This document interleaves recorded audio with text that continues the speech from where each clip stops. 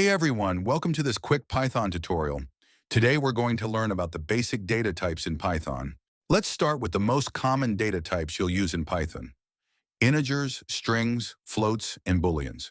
First up, we have integers, or just int. These are whole numbers, no decimals, just numbers like 7, 3, -100. Next, we have strings. A string is a sequence of characters, usually used to represent text. You can think of it as a word or a sentence like hello in Python. Moving on to floats or float. These are numbers with decimal points.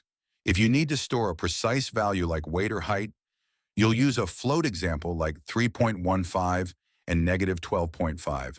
Finally, we have booleans, or bool. Booleans are really simple. They only have two possible values: true or false. Now let's create an example. Suppose you need to fill up a form for your school. They ask you your name. Let's say Starbug, and let's try to display. And your age, let's say 14. Your GPA is 3.1.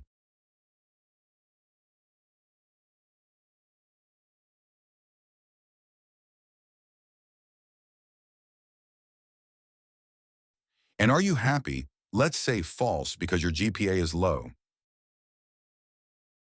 Now let's try to display all. Now you know the different data types in Python.